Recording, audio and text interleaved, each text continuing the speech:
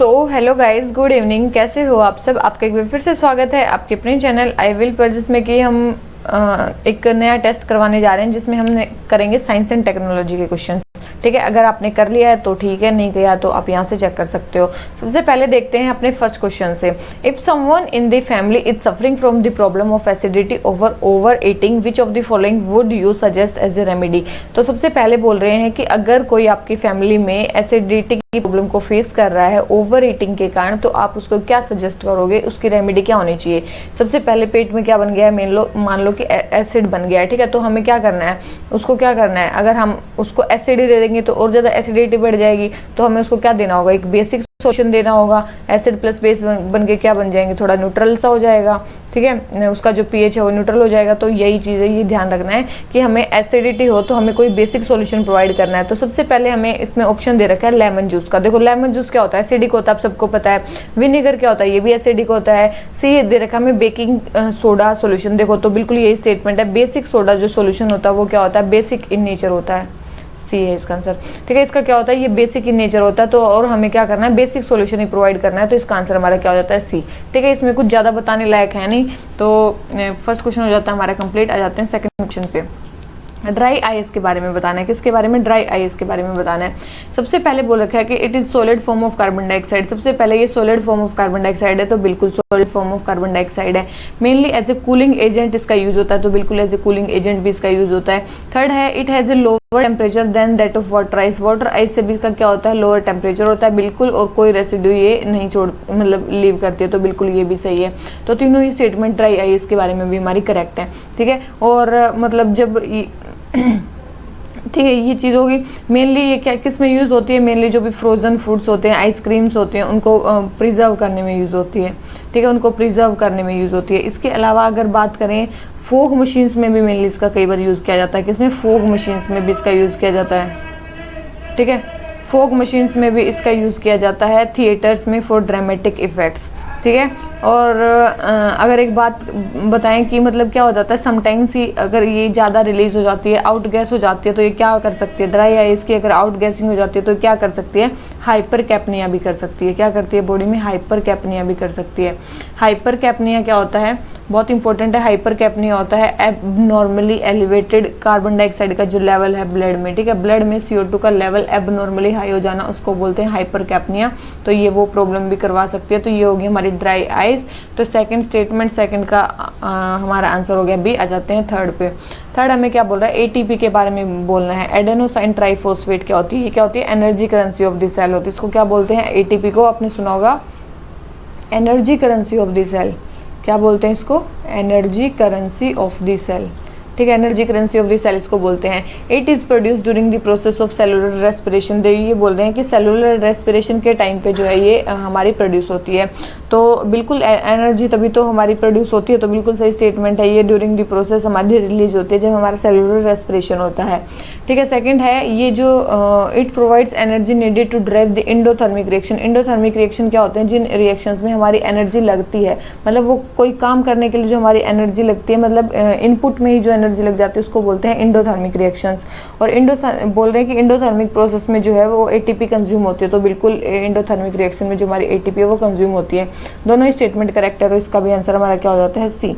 ठीक है, और मेनली जो ये हमारी ATP है ये बनती कहाँ पे, याद रखना कहाँ पे बनती है, माइटोकॉन्ड्रिया में बनती है। ठीक है, बॉडी में कहाँ पे बनती है, माइटोकॉन्ड्रिया में बनती है। और जो माइटोकॉन्ड्रिया होता है इसीलिए इसको क्या बोलते हैं, powerhouse of the cell. इसको क्या बोलते हैं, powerhouse of the cell भी बोलते हैं, क्योंकि यहीं पे मेनली जो एनर्जी है वो रिलीज होती है या यहीं पे बनती है। ठीक है, और अगर बात करें सबसे पहले जो ATP का मॉलिक्यूल था, अगर हम उसको डिस्कवर किसने किया था, सबसे पहले ATP के मॉलिक्यूल को डिस्कवर किसने किया था, डिस्कवर किया था किसने, कार्ल लोहमान ने। ठीक है, किसने, कार्ल लोहमान ने इसको सबसे पहले डिस्कवर किया था। और अगर बात करें सबसे पहले सिंथेसाइज इसको किसने किया था, सबसे पहले इसको सिंथेसाइज किसने किया था, तो वो थे अलेक्जेंडर टोड। कौन थे वो, अलेक्जेंडर टोड। ठीक है, उन्होंने इसको सबसे पहले सिंथेसाइज किया था। तो ये कुछ दो चीज़ें थोड़ी सी इंपॉर्टेंट थी तो मैंने बता दी। इसके अलावा ठीक है, तो ये हो गए हमारे किसने की सिंथेसिस किसने की, मिटोकॉन्ड्रिया को में मेनली एनर्जी निकलती है, तो इसलिए इसको powerhouse of the cell कहा जाता है। ठीक है, तो हमारा इसका आंसर हो जाता है सी। आ जाते हैं क्वेश्चन नंबर 4 पे। क्वेश्चन नंबर 4 हमें क्या बोलता है, a person stands on loose sand and then lies down on it. सबसे पहले एक पर्सन है, कोई लूज स्टैंड पे एक तो खड़ा होता है और एक बार क्या होता है, लेट जाता है, ठीक है। तो he goes deeper into the sand while standing. जब वो खड़ा होता है तो वो मतलब सैंड में थोड़ा सा ज़्यादा डीप में चला जाता है एज कम्पेयर टू जब वो लेटता है। तो हमें बताना है इसका रीज़न क्यों है। एक तो एक बार बताओ, एक तो क्या है, ये जो सारा फोर्स है, बॉडी की जो फोर्स है ये कहाँ पे लग रही है, एक कम जगह पे लग रही है, ठीक है। तो pressure on this sand is higher while standing up, इसीलिए वो मेनली क्या है, वहाँ पे ज़्यादा जा रहा है, नीचे ज़्यादा जा रहा है, ठीक है। तो प्रेशर क्या होती है, थ्रस्ट अपॉन एरिया या thrust upon area per unit area, ठीक है। तो वो thrust upon per unit area या मतलब जो वहाँ पे प्रेशर है वो ज़्यादा लग रहा है उस पर यूनिट एरिया पे, इसीलिए वो नीचे जा रहा है as compare to lying down, ठीक है। तो इसका आंसर हो गया सी। ऑप्शन नंबर 5 पे हमें बताना है इनसैट के बारे में। इनसैट क्या है, इंडियन नेशनल सैटेलाइट। क्या है, इंडियन नेशनल सैटेलाइट के बारे में बताना है। सबसे पहले है, it is a communication satellite system of India under which satellites are placed in low earth orbit. तो ये बोल रहे हैं कि लो अर्थ ऑर्बिट में इसको रखा जाएगा। तो पहली स्टेटमेंट तो बिल्कुल ही हमारी गलत है। सबसे पहले तो ये कम्युनिकेशन सैटेलाइट तो है, लेकिन इनको या तो जियो स्टेशनरी में ऑर्बिट में या फिर इनको जियो सिंक्रोनस ट्रांसफर ऑर्बिट में रखा जाएगा। तो ये लो अर्थ ऑर्बिट में इनको नहीं रखा जाएगा। तो फर्स्ट स्टेटमेंट हमारी होगी रॉन्ग, और फर्स्ट स्टेटमेंट रॉन्ग होती है हमारा आंसर आ जाता है। देखो आपको अगर कुछ भी नहीं पता है तब भी आप इस क्वेश्चन को कर लोगे। अगर आपको मतलब ये बताया कि ये सैटेलाइट हम कहाँ पे जा रहे हैं, तो ये कम्युनिकेशन सैटेलाइट है, बिल्कुल ये कम्युनिकेशन सैटेलाइट है, ठीक है।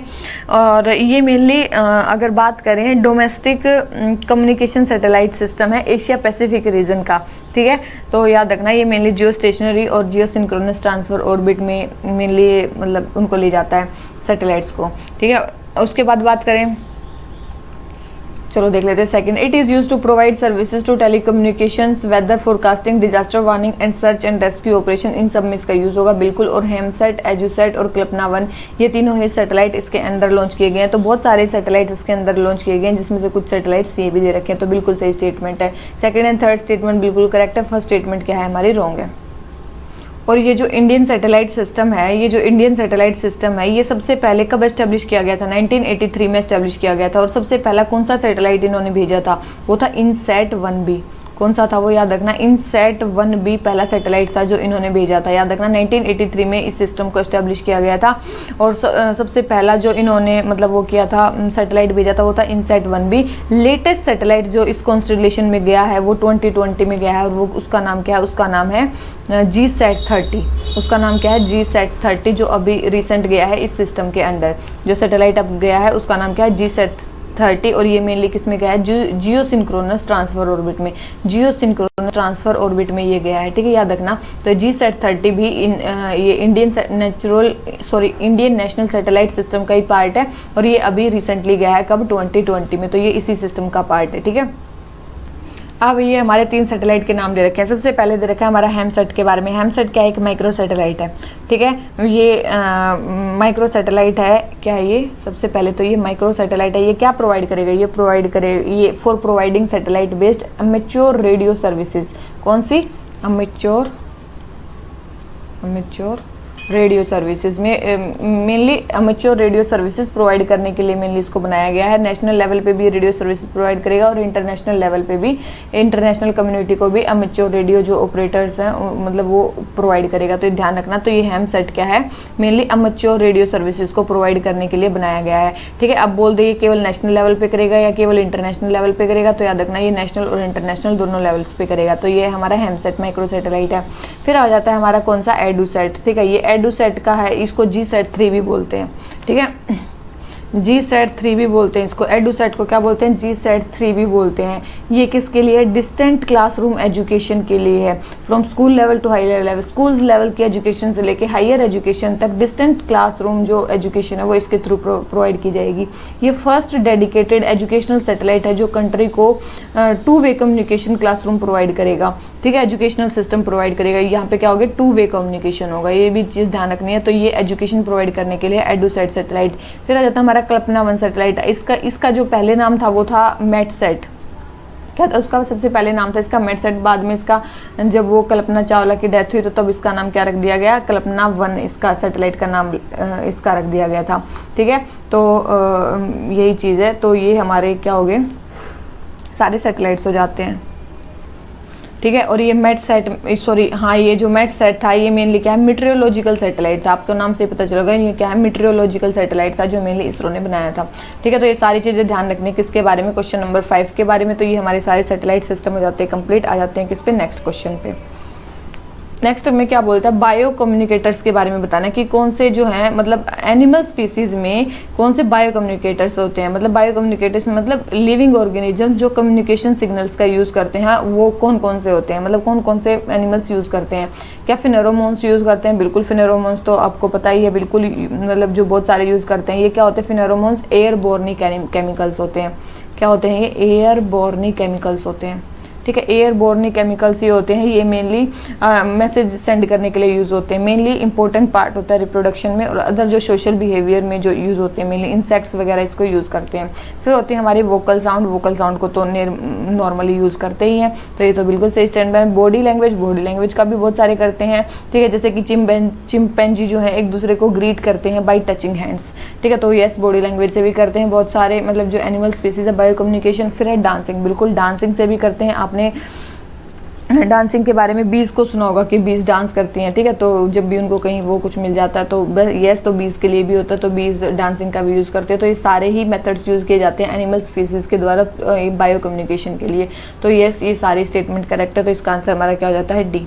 अब आ जाते हैं किस पे, क्वेश्चन नंबर 7 पे। हमें बताना है the colour of sun appears reddish during the sunset. Sunset के टाइम पे जो हमारा सन है वो रेड दिखाता है, तो उसके बारे में बताना है। तो देखो इसका सिंपल सा है, आप सारे स्टेटमेंट्स पढ़ो तो आपको पता चल जाएगा। मेनली क्यों दिखाता है, क्योंकि स्कैटरिंग ऑफ लाइट रेज हो जाती है बाई एटमॉस्फेरिक पार्टिकल। शाम को क्या हो जाता है, एटमॉस्फेरिक पार्टिकल स्कैटर कर देते हैं लाइट को। ठीक है, जब दिन में क्या होता है, मान लो कि ये हमारी अर्थ है, ठीक है, और मतलब ये मान लो कि हमारी अर्थ है, ये उसके बाहर का एटमॉस्फेयर है। ठीक है, ये हमारे बाहर का एटमॉस्फेयर है।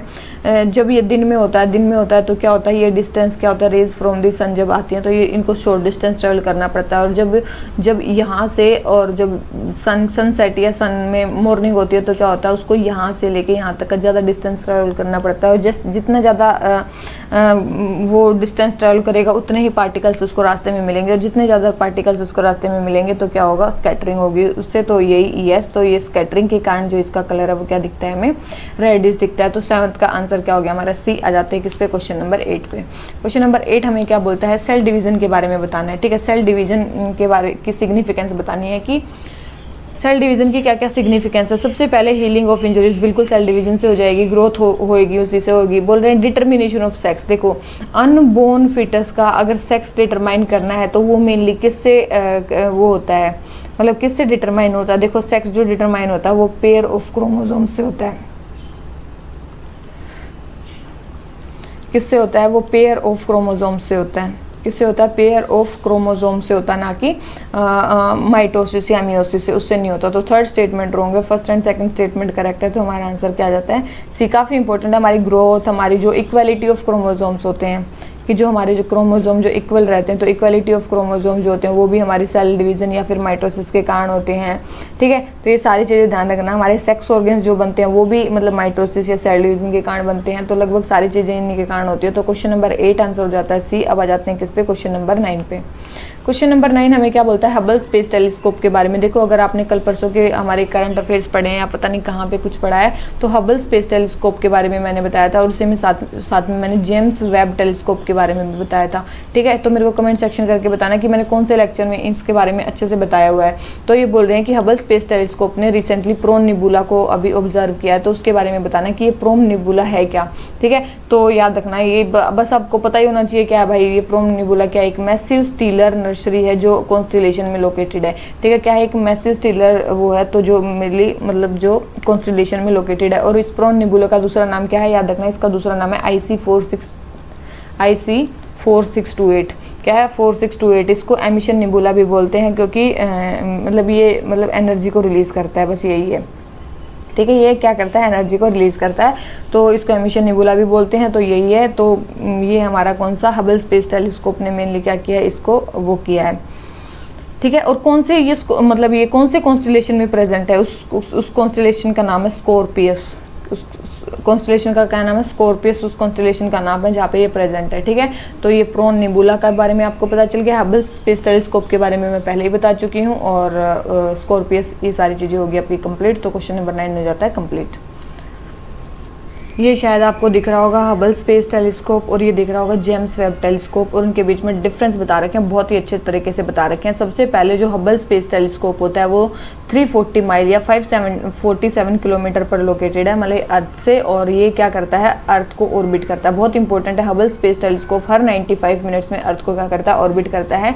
लेकिन जो जेम्स वेब टेलीस्कोप है वो 1.5 मिलियन किलोमीटर दूर लोकेटेड है, कहाँ पे, L2 पॉइंट पे, लैग्रेंज पॉइंट पे, लेकिन वो अर्थ को ऑर्बिट नहीं करता। बहुत इंपॉर्टेंट ये पहला डिफरेंस है इन दोनों के बीच में, हबल स्पेस टेलीस्कोप और जेम्स वेब टेलीस्कोप के बीच में। दूसरा डिफरेंस क्या है, सबसे पहले तो जो प्राइमरी मिरर है जेम्स वेब में, उसमें 18 सेगमेंट्स होते हैं, ठीक है, 18 सेगमेंट्स होते हैं, और इसमें क्या है, केवल एक ही सेगमेंट होता है। बहुत इंपॉर्टेंट है, इसमें एक ही सेगमेंट होता है।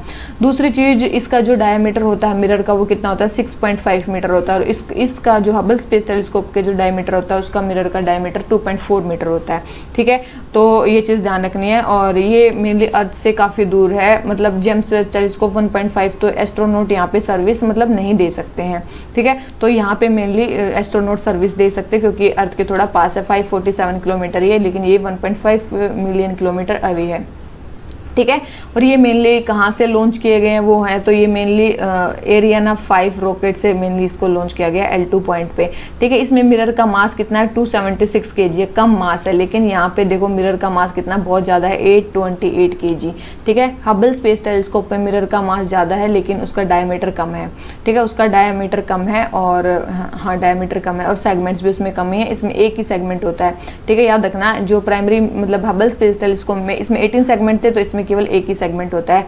उसके अलावा इस मिशन की लेंथ है 5 to 10 ईयर्स, किसकी, जेम्स वेब की, और मेनली जो हबल है इसकी लेंथ है मोर देन 25 ईयर्स, ठीक है। तो ये इंपॉर्टेंट है किसके बारे में, हबल स्पेस टेलीस्कोप और जेम्स वेब टेलीस्कोप के बारे में। और जो हबल स्पेस टेलीस्कोप है इसने बहुत सारी डिस्कवरीज की हैं, ठीक है। तो ये मतलब मेन डिफरेंस थे ये इनके बीच में, काफ़ी ज़्यादा इंपॉर्टेंट है, तो इसलिए मैंने यहाँ पे करवा ही दिया आपका। मैं सोची कि आप कहाँ जाके फिर से देखोगे, ठीक है। तो चलिए, तो ये क्वेश्चन हो जाता है हमारा कंप्लीट, क्वेश्चन नंबर 9। अब आ जाते हैं किस पे, क्वेश्चन नंबर 10 पे। क्वेश्चन नंबर 10 हमें क्या बोलता है, क्वेश्चन नंबर 10 हमें बोल रहा है कि हाइपर स्पेक्ट्रल इमेजिंग, देखो दो टाइप की इमेजिंग होती है, एक तो होती है मल्टी स्पेक्ट्रल इमेजिंग, क्या होती है, एक तो होती है मल्टी स्पेक्ट्रल इमेजिंग और एक होती है हाइपर स्पेक्ट्रल इमेजिंग। ये बोले कि हाइपर स्पेक्ट्रल इमेजिंग एक इमेजिंग टेक्निक है जिसमें EM रेडिएशंस जो डिफरेंट फ्रिक्वेंसी की हैं वो कैप्चर की जा सकती हैं। तो हमें उसके एप्लीकेशंस के बारे में बताना है कि ये ऐसी टेक्नोलॉजी कहाँ कहाँ यूज़ की जा सकती है, ठीक है, कहाँ का इसको यूज़ किया जा सकता है, ठीक है। तो मेन चीज़ है, ये चीज़ हमें बतानी है कि कौन कौन सी है। सबसे पहले है कि बोल रखे हैं कि identification of tree species with in forest में ट्री स्पीसीज को आइडेंटिफाई करने के लिए बिल्कुल यूज़ किया जा सकता है। मिनरल एक्सप्लोरेशन के लिए भी यूज़ किया जा सकता है। बोल रहे हैं detecting of bats by converting very high frequency signals into low frequency signals. देखो सबसे पहले तो जो बैट्स है ना वो साउंड सिग्नल्स का यूज़ करते हैं, इमेज वाले सिग्नल्स का यूज़ करते ही नहीं है, तो सबसे पहले उनके लिए है नहीं। तो ये मेनली जो बैट्स होते हैं ये साउंड सिग्नल्स का यूज़ करते हैं। आपने पता होगा bats mainly use sound frequency converters to convert ultrasonic जो फ्रीक्वेंसी है इनटू ऑडिबल फ्रीक्वेंसी, ठीक है। तो ये हाइपर स्पेक्ट्रल इमेजिंग का यूज़ नहीं करते हैं। तो थर्ड स्टेटमेंट रॉन्ग हो जाता है, first and second statement correct हो जाती है। हमारा आंसर क्या आ जाता है, ए, ठीक है। हमारा आंसर क्या आ जाता है, बहुत इंपॉर्टेंट है हाइपर स्पेक्ट्रल इमेजिंग के बारे में। मेनली हाइपर स्पेक्ट्रल इमेजेस में क्या है, मेनली हंड्रेड्स और थाउजेंड्स ऑफ मेजरमेंट्स मतलब जस्ट लिए जा सकते हैं। इसमें क्या लिए जा सकते हैं, हंड्रेड्स और थाउजेंड्स तक मतलब इसमें मेजरमेंट्स लिए जा सकते हैं।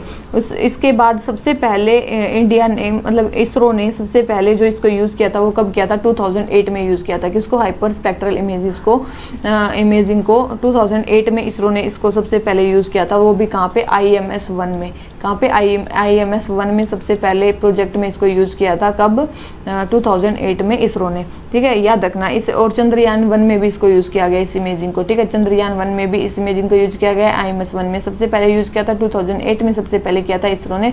और 100 और थाउजेंड्स ऑफ इमेजेस जो है इसमें एक ली जा सकती हैं, ठीक है। तो ये सारी चीज़ें ध्यान रखनी है। और याद रखना हाइपर स्पेक्ट्रल सेंसर एक ऐसे सेंसर होते हैं जिसमें बहुत ज़्यादा डेटा जो है, मच मोर डेटा है देन मल्टी स्पेक्ट्रल सेंसर्स, ठीक है। तो इसमें ग्रेटर पोटेंशियल होता है, मतलब लैंड और वाटर फीचर्स में डिफरेंस क्रिएट करने का। मल्टी स्पेक्ट्रल जो इमेजिंग होती है इसमें क्या होते हैं मेनली, इसमें सेंसर से मेनली इमेज रिप्रोड्यूस होती है जो मेनली रिफ्लेक्टेड एनर्जी से होती है। मतलब आप मतलब मेनली क्या होती है, एनर्जी रिफ्लेक्ट होके आती है बैंड्स में और उसके थ्रू इसमें इमेज बनती है, तो उसको बोलते हैं क्या, मल्टी स्पेक्ट्रल इमेजिंग, ठीक है। और इसमें कितने लगभग 3 से लेकर 10 तक लगभग डिफरेंट बैंड्स में मतलब एनर्जी जो है, मतलब बैंड्स बनते हैं मेजरमेंट के, और उसके थ्रू वे बताती है कि कौन कौन से मल्टी स्पेक्ट्रल सेंसर्स के थ्रू कि कैसी इमेज है, विजिबल है, विजिबल रेड है, इंफ्रारेड है, कैसी है, ठीक है। तो कहाँ कहाँ पे मल्टी स्पेक्ट्रल इमेजिंग का यूज़ हुआ है, तो याद रखना आपने सुना होगा लैंड सेट सैटेलाइट, उसमें मल्टी स्पेक्ट्रल इमेजिंग का यूज़ हुआ है। उसके बाद आपने सुना होगा क्विक बर्ड, ठीक है, क्विक बर्ड में भी इसका यूज़ हुआ है मल्टी स्पेक्ट्रल इमेजिंग का। उसके बाद स्पोर्ट सैटेलाइट्स, उसमें भी मल्टी स्पेक्ट्रल इसका यूज़ हुआ है, किसका, मल्टी स्पेक्ट्रल इमेजिंग का। तो ये चीज़ ध्यान रखने। लेकिन जो हाइपर स्पेक्ट्रल इमेजिंग है उसमें 100 और 1000 जो है एक साथ में हो जाते हैं, और इसमें बैंड्स भी जो है वो हमारे काफ़ी ज़्यादा होते हैं, 200 से भी ज़्यादा इसमें कॉन्टिन्यूअस स्पेक्ट्रल बैंड्स हैं। जैसे इसमें कितने 3 to 10 है, इसमें 200 से भी ज़्यादा बैंड्स हैं, जिसमें अलग अलग टाइप से हम बता कर सकते हैं कि किस टाइप की जो मतलब वहाँ पे जो है वो इमेज बन रही है। तो हाइपर स्पेक्ट्रल इमेजिंग, और ये होगी हमारी मल्टी स्पेक्ट्रल इमेजिंग। तो क्वेश्चन नंबर 10 हमारा आंसर क्या हो जाता है, ए, ठीक है। इसके अलावा अभी रिसेंटली याद रखना, अभी रिसेंटली इसरो ने PSLV C-43 रॉकेट जो है वो उससे लॉन्च किया है क्या, एक अर्थ ऑब्जर्वेशन सैटेलाइट जिसका नाम है हाइसिस। हाइसिस की फुल फॉर्म क्या है, हाइपर स्पेक्ट्रल इमेजिंग सिस्टम। क्या है हाइसिस की full form, hyper spectral imaging system है। तो ये अभी PSLV रॉकेट ने इंडिया का अर्थ ऑब्जर्वेशन सैटेलाइट, जिसको मतलब अर्थ ऑब्जर्वेशन सैटेलाइट है HySIS, hyper spectral imaging satellite, Sriharikota से इसको लॉन्च किया है। कहाँ पे, पोलर सन सिंक्रोनस ऑर्बिट में। कहाँ पे, पोलर सन सिंक्रोनस ऑर्बिट में इसको लॉन्च किया है। तो ये भी आपको ध्यान रखना है। तो ये अभी इंडिया भी इसको यूज कर रहा है। तो क्वेश्चन नंबर 10 हमारा आंसर क्या हो जाता है, ए। अब आ जाते हैं किस पे, क्वेश्चन नंबर 11 पे। क्वेश्चन नंबर 11 हमें क्या बोलता है, हैवी वाटर के बारे में बताना है कि हैवी वाटर का जो यूज़ होता है वो कहाँ कहाँ होता है, यूजेस बताने हैं कि कहाँ कहाँ इसका यूज़ हो सकता है। सबसे पहले है कि ओरल पोलियो वैक्सीन को प्रिजर्व करने में इसका यूज़ होता है, तो बिल्कुल होता है। कूलेंट की तरह यूज़ होता है, बिल्कुल होता है। देखो ब्लीचिंग एजेंट की तरह इसका यूज़ नहीं होता, ध्यान रखना, ब्लीचिंग एजेंट की तरह इसका बिल्कुल यूज़ नहीं होता है। इस ब्लीचिंग एजेंट में मेनली ब्लीचिंग एजेंट में किसका यूज़ होता है, एक आपने सुना होगा हाइड्रोजन पर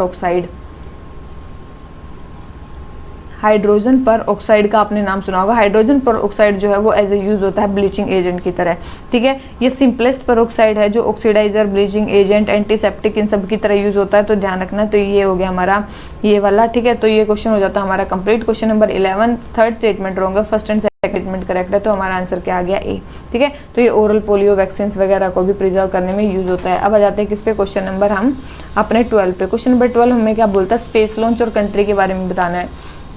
सबसे पहले है जियान 102A, ये कहाँ का मिशन होता है, याद रखना ये चाइना का ही मिशन है, बहुत इंपॉर्टेंट है। ये किसका मिशन है, चाइना का ही मिशन है। और ये कौन सा है, अर्थ ऑब्जर्वेशन सैटेलाइट है। कौन सा है ये अर्थ ऑब्जर्वेशन सैटेलाइट है जो चाइना ने लॉन्च किया है स्पेस में, ठीक है। तो याद रखना इसको, ये हाई रेजोल्यूशन इंफ्रारेड कैमरा इसमें लगाया गया है जो मेनली वहां से क्या करेगा, मल्टी स्पेक्ट्रल इमेजिंग भेजेगा। कौन सा, मल्टी स्पेक्ट्रल इमेजिंग का कैमरा वहां पे लगाया गया है, वो वैसी इमेजेस वहां से भेजेगा मल्टी स्पेक्ट्रल वाली, ठीक है, याद रखना। फिर हमारा गोफेन आपने सुना होगा, गोफेन भी याद रखना, गोफेन सैटेलाइट ये भी अर्थ ऑब्जर्वेशन के लिए भेजा है। किसने, चाइना ने ही भेजा है, ना कि फ्रांस ने। बहुत इंपॉर्टेंट है, इसको भी किसने भेजा है, चाइना ने भेजा। तो सेकंड स्टेटमेंट हमारी क्या होगी, रॉन्ग होगी, अर्थ ऑब्जर्वेशन के मेनली इसको भेजा गया है। फिर थर्ड है अंगारा A5। अंगारा A5 जो है ना, याद रखना, ये अंगारा A5 मेनली कहाँ का है, रशिया का है। कहाँ का है अंगारा A5, मेनली रशिया का है। ये लो अर्थ ऑर्बिट में इसको रखा जाएगा, ठीक है। तो लेकिन ये मेनली फेल हो गया था लास्ट में जाके, ठीक है। मेनली ये था रशिया का था, लेकिन ये टेस्ट फ्लाइट थी और ये फेल हो गई थी। तो ये अंगारा A5 किसकी थी, ये रशिया की थी, और लो अर्थ ऑर्बिट में इसको रख रहे थे, लेकिन ये फेल हो गई थी। तो थर्ड स्टेटमेंट करेक्ट है। वैसे तो करेक्ट है कि रशिया का ही है, ठीक है। तो फर्स्ट एंड थर्ड स्टेटमेंट हमारी करेक्ट होगी, सेकंड स्टेटमेंट रॉन्ग होगी। तो हमारा आंसर क्या आ गया, सी, ठीक है। 12 का आंसर क्या आ गया, सी। अब आ जाते हैं किस पे, क्वेश्चन नंबर 13 पे। हमें बताना है किसके बारे में, कोस्मोलॉजी के बारे में। सबसे पहले है only 10% of the matter in the universe is comprised of dark matter. बोल रहे कि केवल 10% जो मैटर है वो डार्क मैटर से बना हुआ है। तो देखो आपको एक चीज पता होनी चाहिए, जो भी हमें दिख रहा है ना इस संसार में, विजिबल जो भी पार्ट है, अर्थ, सन, मून, स्टार्स, गैलेक्सीज, जो भी सारी चीजें दिख रही हैं, ये केवल और केवल जो हमारी जो विजिबल चीजें हैं वो सारी इतनी है, ओनली 5% है। कितनी है? 5% है इस यूनिवर्स का। ठीक है, 5% है इस यूनिवर्स का। याद रखना, जो डार्क मैटर है वो विजिबल मैटर से काफी ज्यादा है। मतलब अगर मान लो विजिबल मैटर 1 है तो 6 जो है वो क्या है? डार्क मैटर है। तो याद रखना ये तो ज्यादा है, तो ये तो केवल 10% तो हो नहीं सकता।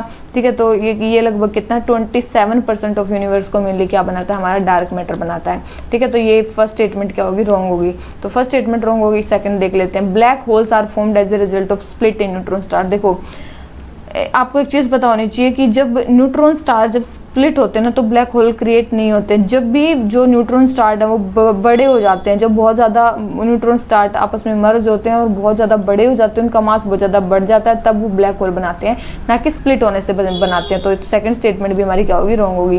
सेकंड स्टेटमेंट भी रॉन्ग है। Third, dark energy is evenly distributed through out the universe in space and time. तो याद रखना बिल्कुल सही स्टेटमेंट है। जो डार्क एनर्जी है वो through out the space evenly distributed है इस पूरे स्पेस में। बहुत इंपॉर्टेंट है। और मेनली 68% यूनिवर्स को क्या बनाती है? हमारी डार्क एनर्जी बनाती है। और मैंने बताया था कि जो डार्क एनर्जी होती है मेनली क्या होती है? यही हर जगह प्रेजेंट होती है। ठीक है, क्योंकि ये किसके लिए है? ये मेनली बताती है कि मतलब मेनली रिपल्शन को ये शो करती है। और रिपल्शन मतलब ये कि जो हमारी जो गैलेक्सी जो बड़ी हो रही है, एक्सपेंड हो रही है, उसको मेनली जो बताती है वो यही बताती है, डार्क एनर्जी।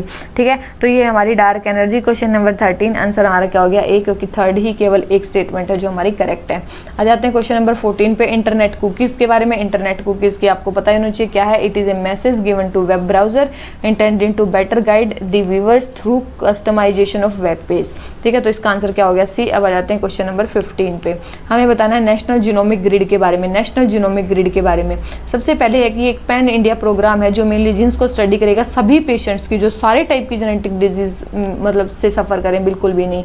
मेनली किसको सफर मतलब ये किसको वो करेगा? यस, इंडिया से सैंपल्स लेगा जीनोमिक डेटा के, लेकिन कौन से पेशेंट्स? केवल और केवल कैंसर पेशेंट्स के। ठीक है, कैंसर पेशेंट्स के डेटा लेगा। तो फर्स्ट स्टेटमेंट रॉन्ग होगी। सेकंड, इस डेटा को यूटिलाइज करेंगे जीनोम सीक्वेंसिंग के लिए। देखो बिल्कुल इस डेटा को जीनोम सीक्वेंसिंग के लिए टेक्निक के लिए यूज किया जाएगा और फिर देखा जाएगा कि कौन कौन से फैक्टर हैं जो कैंसर को करते हैं, उनका राइट ट्रीटमेंट क्या हो सकता है। ठीक है, तो इंडिया स्पेसिफिक जो स्टडी है कैंसर पे वो की जा सकती है इससे। तो इसके बहुत सारे यूजेज हैं। ठीक है, तो याद रखना। तो क्वेश्चन नंबर फर्स्ट रॉन्ग हो गया, सेकंड करेक्ट हो गया, तो हमारा आंसर क्या हो गया? बी। ठीक है, याद रखना इसको मेनली। और जो ये ग्रिड है, चलो ग्रिड तो हमने क्रिएट कर दिया, लेकिन इस ग्रिड में जो हम डेटा कलेक्ट करेंगे वो किस लाइन पे होगा? जैसे कि वो किस लाइन पे होगा? National cancer tissue bio bank जो डेटा जैसे कलेक्ट करता है उसी लाइन पे मतलब ये डेटा कलेक्ट किया जाएगा। ठीक है, जो मेनली कहाँ पे सेटअप किया गया है? IIT मद्रास में। ये कहाँ पे सेटअप किया गया है? IIT मद्रास में। तो उसी तरीके से हम डेटा को कलेक्ट करेंगे कैंसर पेशेंट्स के ऑल ओवर द इंडिया। तो ध्यान रखना है। तो क्वेश्चन नंबर 15 हमारा आंसर क्या हो जाता है? बी। आ जाते हैं किस पे? क्वेश्चन नंबर 16 पे।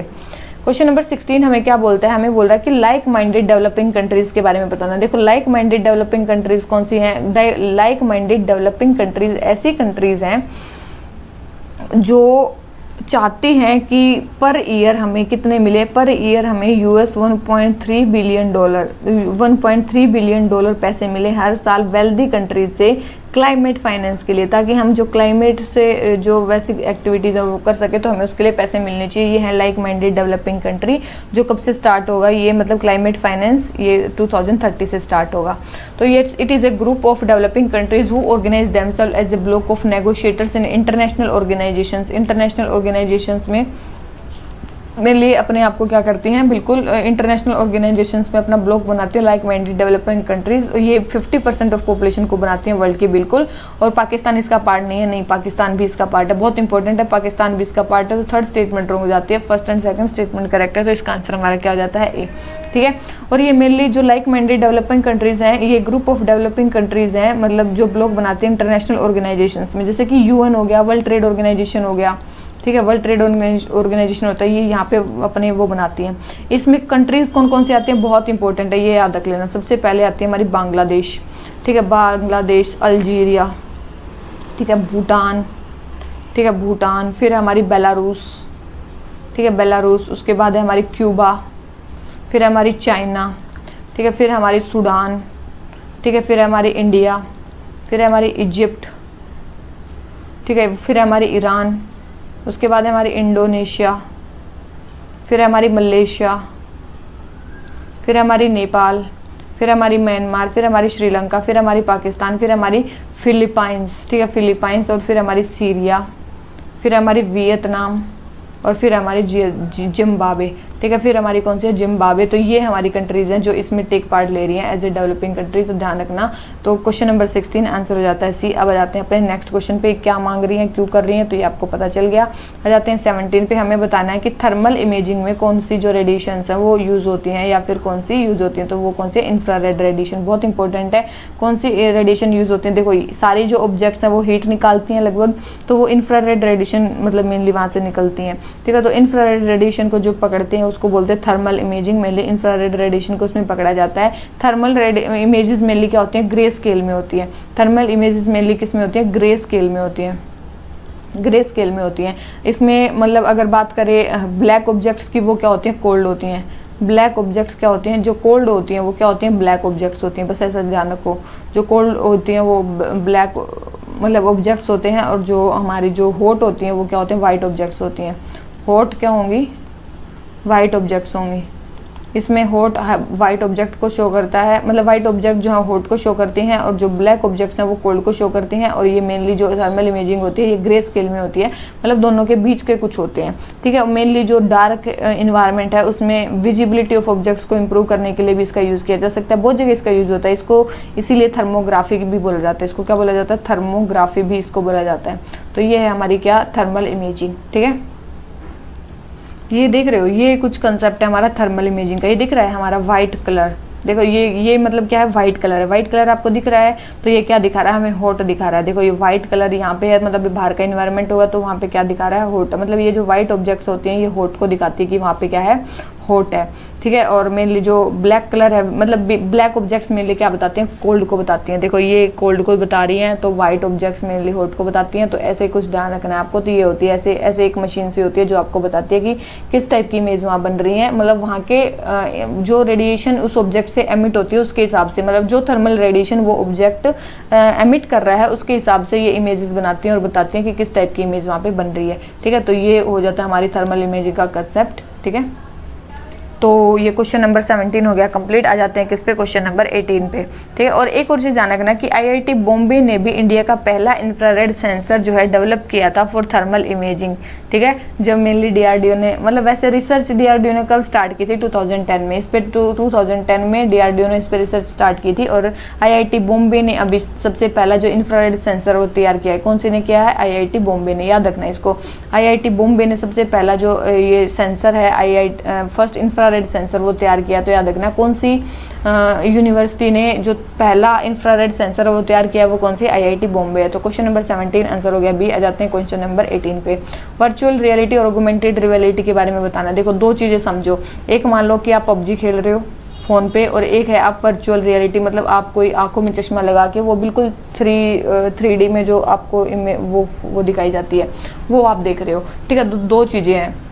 अब आप देखो, सबसे पहले रियल और वर्चुअल ऑब्जेक्ट्स जो हैं वो आइडेंटिफाई नहीं की जा सकती वर्चुअल रियलिटी में। बिल्कुल देखो, वर्चुअल रियलिटी में क्या होते हो, आप बिल्कुल ही उस मतलब वर्ल्ड में पहुंच जाते हो, ठीक है। बिल्कुल आप उस वर्ल्ड में पहुंच जाते हो, तो ये तो बिल्कुल सही है। रियल और वर्चुअल उसमें पता नहीं चलेगा, लेकिन हाँ ऑगमेंटेड, मतलब आप पबजी खेल रहे हो तो आपको पता चलेगा ना कि आपकी मम्मी आपके लिए चाय लेके आ रही है, या फिर आपको कहीं जाना है, तो आपको ऑगमेंटेड रियलिटी में दिखेगा कि मतलब आउटर सराउंडिंग में क्या हो रहा है, लेकिन वर्चुअल रियलिटी में नहीं दिखेगा कि बाहर क्या हो रहा है। तो ये स्टेटमेंट बिल्कुल करेक्ट है। बोल रहे हैं कि दोनों वर्चुअल रियलिटी और ऑगमेंटेड रियलिटी जो है वो यूजर्स स्पेक्टेकल्स का यूज करके देख सकते हैं। अब आप बताओ, आप क्या पबजी केवल चश्मे पहन के देख सकते हो, बिल्कुल भी नहीं। लेकिन हाँ, अगर आपको वर्चुअल रियलिटी को देखना है तो आपको चश्मे पहनने पड़ेंगे, तो दोनों में तो नहीं पहनने पड़ेंगे। तो इसका आंसर हमारा क्या हो जाता है, ए, ठीक है। नॉर्मल सा क्वेश्चन है, आंसर हो गया ए। आ जाते हैं नेक्स्ट क्वेश्चन पे।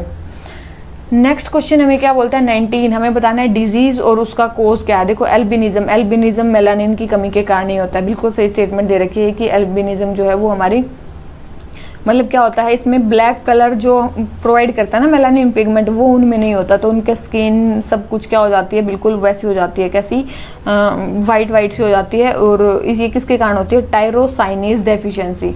ठीक है, मेनली मेलानिन की कमी तो होती है, लेकिन टायरोसाइनेज की डेफिशिएंसी के कारण मेनली ऐसा होता है। ठीक है, टायरोसाइनेज की डेफिशिएंसी हो जाती है। फिर क्राइडोचैट सिंड्रोम, इसको कैट सिंड्रोम भी बोलते हैं। हैवी मेटल पॉइजनिंग के कारण बोल रहे हैं कि ये जो है हैवी मेटल पॉइजनिंग के कारण होता है, बिल्कुल भी नहीं। ये मेनली जेनेटिक डिसऑर्डर है। मेनली क्रोमोसोम नंबर 5 अगर डिलीट हो जाता है ना किसी बच्चे में, क्रोमोसोम नंबर 5 अगर उसमें नहीं होता है तो उसमें क्राइडोचैट सिंड्रोम होता है। वो बिल्कुल रोएगा तो बिल्ली जैसी आवाज़ निकलेगी ना, उसका दिमाग भी उसका छोटा सा होता है, मतलब माइक्रोसिफेली होती है, बर्थ वेट उसका लो होता है, वीक मसल टोन होती है, डेवलपमेंट भी बहुत लेट होता है, इंटेलेक्चुअल डिसेबिलिटी होती है, तो उसको बोलते हैं क्राइडोचैट सिंड्रोम। तो ये हैवी मेटल पॉइजनिंग के कारण नहीं होता है। सेकंड स्टेटमेंट रॉन्ग है, फर्स्ट स्टेटमेंट करेक्ट है। थर्ड है सिस्टिस फाइब्रोसिस, ये क्या होते हैं बोले कि जीन में माइटोसिस किसके कारण होते हैं, जीन में म्यूटेशन के कारण ही होता है। तो सिस्टिस फाइब्रोसिस तो बिल्कुल ये जीन में म्यूटेशन के कारण ही होता है। तो ये थर्ड स्टेटमेंट करेक्ट है। फर्स्ट एंड थर्ड करेक्ट है, हमारी सेकंड स्टेटमेंट रॉन्ग है, तो हमारा आंसर क्या आ जाता है, बी। ठीक है, सॉरी सी। ठीक है, हमारा सी, तो हमारा आंसर क्या हो गया, सी। तो अब आ जाते हैं किस पे, नेक्स्ट क्वेश्चन पे। हमें बताना है कि कौन सा एलिमेंट कौन सा कलर प्रोवाइड करता है। बोले फायर क्रैकर्स में जो क्रैकर्स होते हैं उसमें कौन सा कलर कलर प्रोवाइड करता है। देखो सबसे पहले तो रेगुलर अगर आपको क्रैकर्स बनाने हैं, ट्रेडिशनल फायर क्रैकर्स बनाते हैं तो 6 एलिमेंट्स, मतलब 5-6 एलिमेंट्स उसमें यूज होते हैं। सबसे पहले तो कोई फ्यूल यूज होगी, फ्यूल इन द सेंस जैसे कि चारकोल वगैरह या फिर थर्माइट उसमें यूज होना चाहिए। ठीक है, चारकोल वगैरह सबसे पहले तो उसमें चारकोल वगैरह जो मतलब फ्यूल है वो यूज होगी। उसके बाद उसमें क्या होगा, ऑक्सीडाइजिंग एजेंट होंगे। उसमें क्या होगा, उसमें ऑक्सीडाइजिंग एजेंट होंगे। ऑक्सीडाइजिंग एजेंट में जैसे कि नाइट्रेट हो गया, क्लोरेट हो गया, ये सारे मतलब जो ऑक्सीजन को प्रोड्यूस करते हैं क्रैकर के अंदर, ऑक्सीडाइजिंग एजेंट होंगे उसमें। दूसरे क्या होंगे, रिड्यूसिंग एजेंट होंगे, जो उस मतलब ऑक्सीजन को क्या कर देंगे, जलाएंगे, उस ऑक्सीजन को बर्न करेंगे, तो उसको क्या बोलेंगे, रिड्यूसिंग एजेंट। उसको जैसे कि सल्फर उसकी जगह यूज हो जाता है समटाइम्स फायर क्रैकर्स में।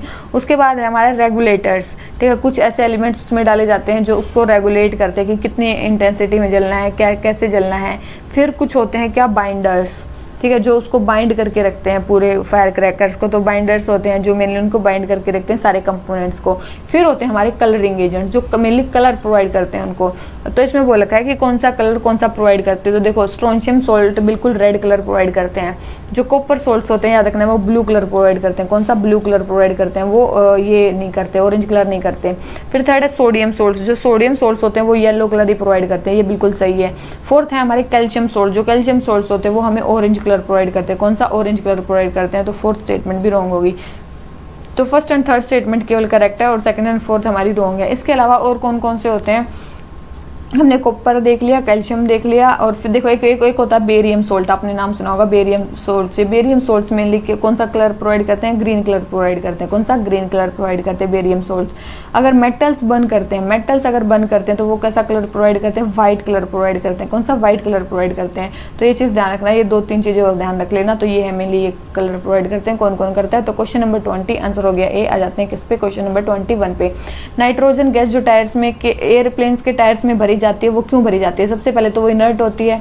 ठीक है, दूसरी चीज़ क्या है, वो लिक्विड बहुत कम टेम्परेचर पे बनती है, ये भी सही है। तो दोनों ही स्टेटमेंट सही हैं। तो इसका आंसर हमारा क्या हो जाता है, डी। याद रखना एयरक्राफ्ट के जो टायर से नाइट्रोजन से भरे जाते हैं क्योंकि वो मेनली क्या होती है, इनर्ट होती है। ठीक है, उसको मतलब उसको अगर किसी सब्सटेंस के साथ रिएक्ट करवाना है तो उसमें मतलब ज़्यादा एनर्जी लगेगी। इनर्ट का मतलब ये होता है अगर वो किसी सब्सटेंस के साथ रिएक्ट करेगी ना तो उसको ज़्यादा एनर्जी की रिक्वायरमेंट होगी। ठीक है, तो ये चीज़ आपको ध्यान रखनी है। और मेनली देखो अब बात आ गई कि भाई हम ऑक्सीजन का यूज़ क्यों नहीं करते। देखो ऑक्सीजन क्या होती है ना, ऑक्सीजन जो है रबड़, मतलब जब हाई टेम्परेचर होगा, जब टेम्परेचर बढ़ जाएगा तो ऑक्सीजन जो है वो रबड़ के साथ, जो टायर्स में रबड़ होते हैं उस रबड़ के टायर्स के साथ रिएक्ट कर जाएगी और वो रबड़ के टायर्स क्या हो जाएंगे, ऑक्सीडाइज हो जाएंगे। और जब वो ऑक्सीडाइज हो जाएंगे तो वो क्या हो जाएंगे, वीक हो जाएंगे। काफ़ी ध्यान रखना, तो ये वीक हो जाएंगे तो हमें वीक तो चाहिए नहीं है एयरक्राफ्ट के टायर्स।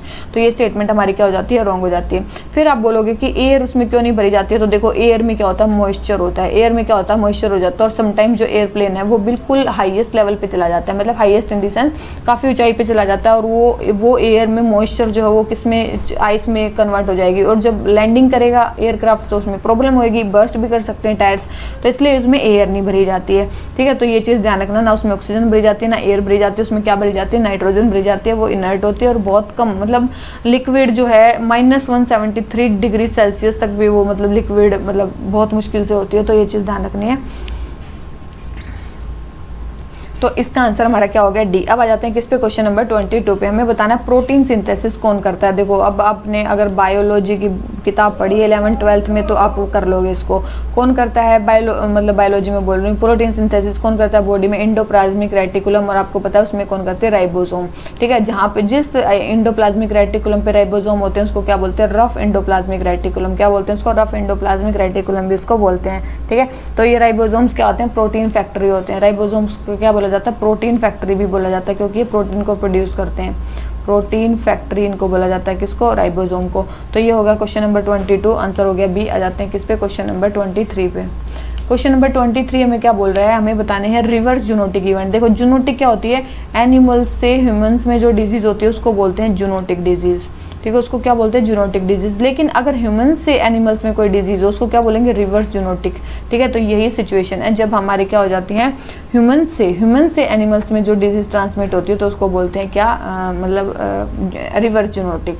तो आंसर क्या हो गया, सी। नॉर्मल सी चीज़ है। आ जाते हैं क्वेश्चन नंबर 24 पे। वाइजर प्रोग्राम के बारे में बताना। वाइजर प्रोग्राम, देखो वाइजर अगर आपको वाइजर की फुल फॉर्म पता है, ये सबसे पहले तो 2021 में इसको लॉन्च किया गया। वाइजर क्या है, women involvement in science and engineering research. ठीक है, women involvement in science and engineering research. ठीक है, साइंस और इंजीनियरिंग की रिसर्च में वुमेन को हमें इन्वॉल्व करना है, वो प्रोग्राम चलाया गया है सबसे पहले तो। और किसने चलाया है, याद रखना ये किसने चलाया है, इंडो जर्मन इनिशिएटिव, मतलब Indo German science and technology जो सेंटर है, ज्वाइंट इनिशिएटिव है इंडिया और जर्मनी का, उन्होंने मिलकर इसको स्टार्ट किया है। ये मेनली प्रोग्राम क्या करेगा, बोल रहे हैं कि 15 से 17 साल की जो लड़कियां हैं एज ग्रुप की, उनको सपोर्ट करेगा। कोई एज ग्रुप इसमें मैटर ही नहीं करता है, पहली बात तो ये स्टेटमेंट रॉन्ग हो जाती है। ठीक है, ये स्टेटमेंट रॉन्ग हो जाती है, तो ये पहली statement wrong, second statement correct. तो हमारा आंसर क्या आ गया, बी। इस प्रोग्राम में मेनली क्या किया जाएगा, वुमेन्स को इंक्रेज किया जाएगा रिसर्च एंड डेवलपमेंट के फील्ड में। ठीक है, रिसर्च एंड डेवलपमेंट के फील्ड में वुमेन्स को वो किया जाएगा, और इसमें मेनली अवार्ड प्रोवाइड किए जाएंगे।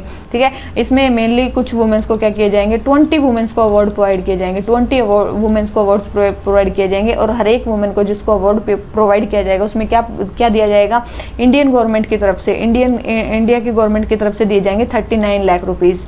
और अगर हम जर्मनी की गवर्नमेंट के तरफ से देखें तो वहाँ पे दिए जाएंगे आपको 48,000 यूरो।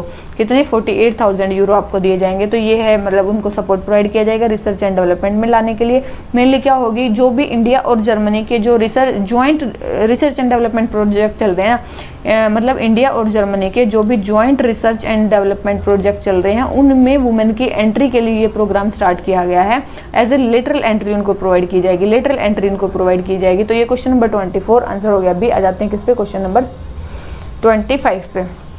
आर्टरीज और वेन्स के बारे में बताना है। आर्टरीज क्या होती हैं, जो हमारे हार्ट से पूरी बॉडी में ब्लड ले जाती है, मतलब जो ऑक्सीजनेटेड ब्लड होता है जिसमें ऑक्सीजन होती है। और जो बॉडी से जो हमारे हार्ट में डीऑक्सीजनेटेड ब्लड आता है जिसमें CO2 वगैरह सब कुछ मिक्स होती है, उस ब्लड को क्या बोलते हैं, डीऑक्सीजनेटेड ब्लड। वो कौन लेके आते हैं, वो वेन्स लेके आती हैं। ठीक है, और ये हार्ट से जो बॉडी में ले जाती हैं वो कौन सी ले जाती हैं, आर्टरीज ले जाती हैं। तो arteries carry blood away from the heart, बिल्कुल, और वेन्स जो है वो हार्ट को लेके आती हैं। बिल्कुल सही स्टेटमेंट है। बोल रहे वेन्स में थिक वॉल्स होती हैं देन आर्टरीज। तो याद रखना, देखो आर्टरीज क्या होती हैं, आर्टरीज हार्ट से, जब हार्ट से कहाँ ले जाएंगी, बॉडी में, हार्ट से बॉडी में ले जाएंगी। जब हार्ट क्या करता है, पंप करता है तो वहाँ पे क्या बनता है, उसमें प्रेशर बनता है। तो प्रेशर से जो है एकदम से हार्ट से जो ब्लड निकलेगा वो एकदम प्रेशर से आर्टरीज में जाएगा। तो वहाँ पे वॉल्स क्या होनी चाहिए, थिक होनी चाहिए, नहीं तो वो फट जाएंगी। तो ज़्यादा प्रेशर वाली या फिर ज़्यादा थिक जो वॉल्स होती हैं वो कहाँ पे होती है, आर्टरीज की होती है, ना कि वेन्स की होती है। तो ये सेकंड स्टेटमेंट हमारी क्या हो जाती है, रॉन्ग हो जाती है। ठीक है, सेकंड स्टेटमेंट हमारी रॉन्ग हो जाती है कि वेन्स की जो वॉल्स होती हैं वो क्या होती है, थिन होती हैं एज कम्पेयर टू आर्टरीज। ठीक है, तो second statement wrong, first statement correct. तो आंसर हमारा क्या हो गया, ए। अगर आपको पता हो और जो वेंस होती है, देखो ये होगी हमारी आर्टरीज, ये होगी हमारी वेंस। जो हमारी आर्टरीज होती हैं, ये आर्टरीज होती है, ये कहाँ पे प्रेजेंट होती है, याद रखना। जो हमारी आर्टरीज होती है ना, ये थोड़ी सी हमारी डीप प्रेजेंट होती है, मतलब हमारी जो स्किन है उससे काफ़ी डीप में प्रेजेंट होती हैं। लेकिन जो वेंस होती हैं ये सुपरफिशियल प्रेजेंट होती हैं, ठीक है, सुपरफिशियली प्रेजेंट होती हैं और मेनली पेरिफेरल एरियाज में ये मेनली प्रेजेंट होती हैं, ठीक है, पेरिफेरल एरियाज में प्रेजेंट होती हैं। इसके अलावा जो हमारी वेंस होती हैं इनका कलर कैसा होता है, ब्लू कलर की होती हैं, ठीक है। जो आपको बाहर से दिख रही है ना, ये सारी वेंस है जो हमें ब्लू कलर की अपने उसमें दिखती है। उसके अलावा इनका जो ल्यूमन होता है वो क्या होता है, वाइड होता है। ये चीज़ ध्यान रखना है, इनका ल्यूमन जो होता है वो वाइड होता है, लेकिन ये थिन होती है, वैसे थिन होती है, इनकी वॉल्स थिन होती हैं, थिन वॉल्स होती हैं, वाइड ल्यूमन होता है। लेकिन ये क्या होती हैं, डीप होती हैं। एक तो बॉडी में डीप प्रेजेंट होती हैं, उसके अलावा इनका कलर क्या होता है, रेड होता है। और क्या बताएं, इनमें ल्यूमन क्या होता है, इनमें नैरो ल्यूमन होता है, लेकिन इसकी जो वॉल्स होती हैं वो क्या होती हैं, थिक होती हैं। ये चीज़ ध्यान रखना आर्टरीज एंड वेन्स के बारे में।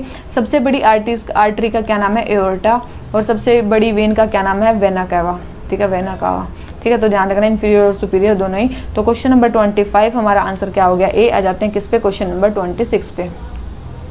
हमें बताना है रिसेंटली बहुत सारे लॉ एंड ऑर्डर इश्यूज आ रहे हैं फ्यूल्ड इंटरस्टेट डिस्प्यूट्स के बारे में, बेलगावी बॉर्डर एरिया। अगर आपने करंट अफेयर्स किया तो ये आपका क्वेश्चन कभी गलत नहीं होगा। महाराष्ट्र और कर्नाटका के बीच में है बेलगावी बॉर्डर एरिया। जो महाराष्ट्र है वो बोल रहा है कि मतलब वहाँ पे मतलब बेलगावी में मेनली मराठी स्पीकिंग पीपल हैं, लेकिन कर्नाटका बोल रहा है कि मराठी स्पीकिंग पीपल तो केवल और केवल 35% है, और जो सारी पॉपुलेशन बच गई वो क्या है, हमारी कन्नड़ स्पीकिंग पॉपुलेशन है। तो इसके लिए ये बॉर्डर डिस्प्यूट चल रहा है। तो इसका आंसर हमारा क्या हो गया, सी। आ जाते हैं क्वेश्चन नंबर 27 पे। कौन सा बॉडी पार्ट में कौन सी बोन है। देखो फिमूर कहाँ पे होती है, थाई में होती है। देखो बिल्कुल सही स्टेटमेंट है, फिमूर कहाँ पे होती है, थाई में ही होती है। तो इसका आंसर फर्स्ट स्टेटमेंट सही है। सेकंड है सबसे बड़ी बोन भी होती है, ये सबसे लॉन्गेस्ट और सबसे स्ट्रॉन्गेस्ट बोन है हमारी बॉडी की फिमूर। फिर आती है स्टर्नम। स्टर्नम का होती है हमारी जो ये सामने की वाली हड्डियाँ होती है ना, रिब्स वाली जो हड्डियाँ होती है उसमें सबसे नीचे होती है, ठीक है। तो ये मतलब सामने की चेस्ट बोन्स में आती है ये, ठीक है। तो फर्स्ट सेकंड स्टेटमेंट रॉन्ग होगी। थर्ड है पटेला। पटेला बोल रहे हैं शोल्डर में। पटेला मेनली कहाँ पे होती है, इसको मेनली नी बोन भी बोलते हैं, नी कैप बोन भी बोलते हैं। तो नी कैप में होती है ये, तो जो ये नी कैप होती है उसी को पटेला बोलते हैं। तो ये मेनली पैर में होती है, शोल्डर में नहीं होती है। तो केवल फर्स्ट स्टेटमेंट करेक्ट है, सेकंड एंड थर्ड स्टेटमेंट हमारी क्या है, रॉन्ग है। ये दिख रही है आपको, ये कुछ हमारी बोन्स है। सबसे पहले ऊपर क्रेनियम की बोन्स, देखो स्टर्नम की बोन्स हमारी कहाँ पे है, यहाँ पे चेस्ट में पाई जाती है, ठीक है। अभी हमसे और कौन सी पूछी थी, फिमूर की बोन पूछी थी, ये हमारी कौन सी है, थाई में है। फिर हमसे बोली हुई थी अभी पटेला वाली बोन्स कहाँ पे है, ये हमारी यहाँ पे है, ठीक है। तो ये और कुछ जिसको देखना है वो देख सकता है। यहाँ पे फेलेंजेस कौन सी होती है, टीबिया कौन सी होती है। देखो ये सामने वाली जो बोन होती है उसको टीबिया बोलते हैं, पीछे वाली जो ये इसकी बोन होती है उसको फिबुला बोलते हैं। टार्सल्स क्या होते हैं, पैर वाले के जो वो होते हैं उसको टार्सल्स बोलते हैं। और जो यहाँ पे मतलब जो ये क्या होते हैं, कलाई वाला जो रीजन होता है ना उसको क्या बोलते हैं, मेनली जो उसको बोलते हैं कार्पल्स। वहाँ पे होते हैं कार्पल्स और नीचे पैर में होते हैं टार्सल्स। फिर ये हमारा पेल्विक रीजन होता है। ये कौन सी बोन होती है, हमारी ह्यूमरस। जैसे यहाँ पे फिमूर होती है, वहाँ पे यहाँ पे कौन सी होती है, ह्यूमरस होती है। और यहाँ पे भी कौन सी होती है, आगे वाली और पीछे वाली। तो आगे वाली को रेडियस बोलते हैं, पीछे वाली को अल्ना बोलते हैं, ठीक है, रेडियस और अल्ना, ठीक है। तो ये सारी बोन्स हमारी होगी कंप्लीट। मोटी मोटी बोन्स है, ये सारी नहीं है, ठीक है। ये इंपॉर्टेंट जो थी मोटी मोटी वो मैंने आपको दिखा दी है, और आप अपना निकाल के देख सकते हो, ठीक है। तो ये क्वेश्चन हो गया हमारा कंप्लीट। अब आ जाते हैं किस पे, नेक्स्ट क्वेश्चन पे। Question number 28, DNA recombinant DNA technology का यूज कहाँ हो सकता है। देखो भाई कहीं पे भी हो सकता है, आप इस चीज़ को ध्यान रखो, ठीक है। टेक्नोलॉजीज के यूज कहीं भी हो सकते हैं। ह्यूमन इंसुलिन भी बनाया जा सकता है, इंसेक्ट रेजिस्टेंट क्रॉप भी बनाई जा सकती हैं। आपको कितनी सारी, जैसे कि बीटी वाली जो बीटी ब्रिंजल है, बीटी कॉटन है, ये सारी बनाई गई हैं। तो ये रिकॉम्बिनेंट डीएनए टेक्नोलॉजी से बनाई गई हैं। HIV और जो हेपेटाइटिस है उसके डायग्नोस्टिस टेस्ट भी इससे बनाए जा सकते हैं। और इन्वायरमेंटल क्लीनिंग जो है वो भी यहीं से हो सकती है। तो क्वेश्चन नंबर 28 आंसर हो गया डी। इन्वायरमेंटल क्लीनिंग जैसे कि ऑयल स्पिल हो गया, उसमें भी तो जेनेटिक मॉडिफाइड जो बैक्टीरिया है उसी का यूज होता है, और वो भी तो रिकॉम्बिनेंट डीएनए से बनते हैं, जिसको आप मैंने बताया था जिसका नाम क्या, सुपर बग, ठीक है। सुपर बग जिसका नाम है, इसको सूडोमोनास पटीडा भी बोलते हैं, सूडोमोनास पटीडा जिसको बोलते हैं, वो भी तो इसी से बनाया जाता है, PTU जो भी है, ठीक है। याद रख लेना, स्पेलिंग देख लेना आप। तो क्वेश्चन नंबर 28 हमारा आंसर हो गया डी। आ जाते हैं किस पे, क्वेश्चन नंबर 29 पे। क्वेश्चन नंबर 29 हमें क्या बोलता है, ऑक्सीडेशन के बारे में बताना है कि ऑक्सीडेशन एक ऐसी प्रोसेस है मतलब जिसमें केमिकल सब्सटेंसेस जो हैं एडिशन ऑफ ऑक्सीजन के कारण चेंज हो जाते हैं उनका केमिकल कंपोजिशन। तो हमें बताना ऑक्सीडेशन नॉर्मल डे लाइफ में कहाँ होती है। सबसे पहले कोरिजन ऑफ आयरन में ऑक्सीडेशन का यूज होता है, बिल्कुल। रेंसिडिटी में बिल्कुल होता है। कंबस्शन ऑफ हाइड्रोकार्बन में बी बिल्कुल, तो इस सब में ऑक्सीजन का यूज होता है, तो इसका आंसर क्या हो जाता है डी। अब जाते हैं क्वेश्चन नंबर 30 पे। देखो फाउंडर्स इफेक्ट क्या होता है। फाउंडर्स इफेक्ट क्या होता है, याद रखना, फाउंडर्स इफेक्ट क्या होता है, जेनेटिक वेरिएशन जब रिड्यूस हो जाती है as compare to original population, उसको बोलते हैं फाउंडर्स इफेक्ट, ठीक है, उसको बोलते हैं फाउंडर्स इफेक्ट। तो क्वेश्चन नंबर 30, क्योंकि क्या होते हैं, कुछ ये मान लो ओरिजिनल पॉपुलेशन है, इसमें से कुछ पॉपुलेशन कट के कहीं और रहने लग जाती है, तो यहाँ पे क्या होंगी, कम पॉपुलेशन है तो जेनेटिक वेरिएशन कम होंगी, मतलब तो रिकॉम्बिनेशन जो डीएनए है वो कम बनेंगे, तो ये क्या होगी हमारी क्वेश्चन नंबर 30 आंसर हो गया ए। आ जाते हैं किस पे, क्वेश्चन नंबर 31 पे। परमानेंट हार्डनेस को रिमूव करने के तरीके। देखो दो टाइप के, अगर आपने पिछला भी साइंस टेक का लेक्चर देखा है तो आपको पता होगा कि दो टाइप के तरीके होते हैं, एक होती है हमारी परमानेंट हार्डनेस, एक होती है हमारी टेम्परेरी हार्डनेस। जो टेम्परेरी हार्डनेस होती है उसमें मेनली क्या होता है, मेनली इसमें बाइकार्बोनेट्स, मतलब वाटर में क्या होते हैं, बाइकार्बोनेट्स डिजोल्व होते हैं, बाइकार्बोनेट्स डिजोल्व होते हैं। बाइकार्बोनेट्स किसके, कैल्शियम के, मैग्नीशियम के, वो डिजोल्व होते हैं। और ये मेनली किससे रिमूव की जा सकती है, अगर पानी को आप बॉयल भी कर दोगे ना तब भी उससे रिमूव की जा सकती है, ठीक है। लेकिन परमानेंट हाइड्रेट्स बॉयल से रिमूव नहीं होगी, क्योंकि इसमें बहुत सारे स्ट्रॉन्ग सोल्ट्स होते हैं, जैसे कि कैल्शियम सल्फेट हो गया, ठीक है, ये सारी चीज़ इसमें प्रेजेंट होती है। हार्डनेस इसमें काफ़ी ज़्यादा होती है, तो ये बॉइलिंग से जो ये नहीं हटेगी। तो याद रखना, बॉइलिंग केवल और केवल किस में होती है, टेम्परेरी हार्डनेस में होती है। तो आपको एक चीज़ पता है कि बॉइलिंग से केवल टेम्परेरी हार्डनेस रिमूव हो सकती है, तो आप थर्ड ऑप्शन को हटा दो। थर्ड हटाते ही डायरेक्ट आपका आंसर आ गया कि आप डिस्टिलेशन से भी हटा सकते हो परमानेंट हार्डनेस को, सोडियम कार्बोनेट डाल के भी हटा सकते हो और कास्टिक सोडा को भी डाल के हटा सकते हो, ठीक है। तो ये समझ में आ गया। एलिमिनेशन मेथड से एक क्वेश्चन था, बिल्कुल आसान था। आ जाते हैं नेक्स्ट क्वेश्चन पे। अब हमें बताना है इवोल्यूशन ऑफ दिस स्पीसीज के बारे में। तो देखो भाई, ये आपको पता ही होना चाहिए, अगर आपको पता है तो आप कर लोगे, नहीं पता है तो नहीं करोगे। तो इवोल्यूशन में क्या आते हैं, ये सबसे पहले आई कैटफिश, फिर टोर्टोइज, फिर कीवी और फिर ओटर, ठीक है। तो इसका आंसर हमारा क्या हो जाता है, डी। आ जाते हैं क्वेश्चन नंबर 33 पे। 5G के बारे में बताना है। पहले भी अब करंट अफेयर्स आप देख रहे होगे तो आपको बहुत फायदा होगा, ठीक है। 5G कहाँ कहाँ यूज हो सकती है, इंटरनेट ऑफ थिंग्स में भी हो सकती है, एज कंप्यूटिंग में भी हो सकती है और नेटवर्क स्लाइसिंग में भी हो सकती है। तो तीनों जगह जो 5G है वो यूज हो सकती है। और मेनली 5G का यूज जो है वो 3 बैंड्स में होती है, लो, मिड, हाई। लो फ्रीक्वेंसी में, सॉरी, जो लो बैंड है उसमें, जो लो बैंड है उसमें मेनली कितनी, मेनली 5G और 4G की अगर हम बात करें, ये किस में होती है, लो, मिड और हाई, ठीक है। लो 3 बैंड्स में मेनली ये यूज़ होती है। और 5G की बात करें, 4G के कंपैरिजन में काफ़ी ज़्यादा फास्ट है, लगभग 10 टाइम्स ज़्यादा फास्ट है 4G से 10 टाइम्स ज़्यादा फास्ट है। और इसके अलावा बात करें इसके बारे में, लेटेंसी इसमें कितनी है, 10 टाइम्स कम लेटेंसी है इसमें, 10 टाइम्स कम लेटेंसी है, 1 मिली सेकेंड तक की इसमें लेटेंसी है। और डेंसिटी इसकी कितनी है, 1 मिलियन पॉपुलेशन को, कितनी, 1 मिलियन पॉपुलेशन को 1 स्क्वायर किलोमीटर के अंडर ये कनेक्ट कर सकते हैं। तो ये इतनी ज़्यादा इसमें इसकी डेंसिटी है। तो क्वेश्चन नंबर 33 आंसर हो गया डी। आ जाते हैं क्वेश्चन नंबर 34 पे। हैलोजेंस के बारे में बताना है। सबसे पहले ये नॉन मेटालिक एलिमेंट, अगर आपने पीरियोडिक टेबल पढ़ी है तो आपको पता होगा नॉन मेटालिक मिनरल्स है, mainly sodium salt, similar type के शो करते हैं, तो बिल्कुल इसलिए तो इनको एक ही उसमें ग्रुप में रखा गया है। सेकंड है, इनकी रिएक्टिविटी काफ़ी ज़्यादा होती है, इसलिए फ्री हैलोजन एलिमेंट्स आपको नेचर में नहीं मिलेंगे, इसलिए क्या मिलते हैं, ये ऐसे F2Cl2 ऐसे आपको मिलेंगे, ठीक है। तो इसीलिए मेनली वो मिलते हैं क्योंकि ये काफ़ी ज़्यादा रिएक्टिव होते हैं। तो क्वेश्चन नंबर 34 हमारा आंसर क्या हो जाता है, सी, ठीक है। इसमें तो कुछ साइंस एंड टेक के कुछ वैसे क्वेश्चन तो इसमें दे ही नहीं रखे हैं। फिर आ जाते हैं क्वेश्चन नंबर 35, हमें बताने प्लांट हार्मोन्स। देखो प्लांट हार्मोन्स 2 टाइप के होते हैं, एक तो प्लांट ग्रोथ हार्मोन्स होते हैं, एक प्लांट जो है ग्रोथ इनहिबिटिंग हार्मोन्स होते हैं, ठीक है। एक तो ग्रोथ प्रमोटिंग हार्मोन्स होते हैं, और एक होते हैं ग्रोथ इनहिबिटिंग हार्मोन्स होते हैं, ठीक है। इनहिबिटिंग, ठीक है, इनहिबिटिंग हार्मोन्स होते हैं। 2 टाइप के होते हैं। देखो ग्रोथ जो हमारे प्रमोटिंग होते हैं उसमें कौन से आते हैं, ऑक्सिन्स, जिब्रेलिन्स और साइटोकाइनिन्स, तीनों ग्रोथ प्रमोटिंग में आते हैं। फिर आते हैं हमारे इनहिबिटिंग में 2 आते हैं, इथाइलिन होता है, एक जिब्रेलिक एसिड होता है। तो सारे ही ये प्लांट हार्मोन्स हैं। हार्मोन्स का मैं केवल पूछा है, केवल ना हमें प्रमोटिंग पूछा है ना हमारे इनहिबिटिंग पूछा है, तो ये पूछेंगे तो भी हम बता देंगे। तो हमारा क्वेश्चन नंबर 35 हमारा आंसर क्या हो जाता है, सी, ठीक है। हमारा आंसर क्या हो जाता है, सी। अब आ जाते हैं किस पे, क्वेश्चन नंबर 36 पे।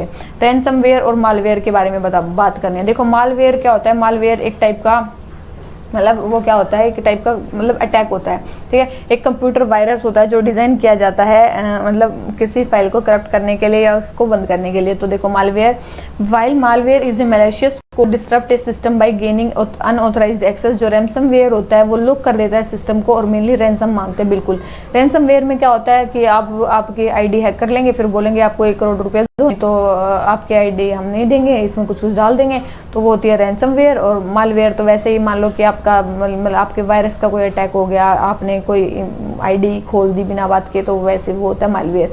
ठीक है, तो मालवेयर के अंदर ही उसका पार्ट होता है एक रैंसमवेयर। ठीक है, तो पहली स्टेटमेंट बिल्कुल करेक्ट दे रखी है। सेकंड बोल रहे हैं कि while personal computers and laptops are affected by malware. देखो मालवेयर में कुछ भी इफेक्ट हो सकता है, रैंसमवेयर बोल रहे हैं केवल एटीएम मशीन्स को ही अफेक्ट करता है, ऐसा थोड़ी ना। रैंसमवेयर भी तो पर्सनल या इंस्टीट्यूशंस के पासवर्ड्स को वो कर देता है, तभी उनसे पैसे मांगेगा, तो केवल एटीएम्स को नहीं करता है। तो फर्स्ट स्टेटमेंट करेक्ट है, सेकंड स्टेटमेंट हमारी रॉन्ग है।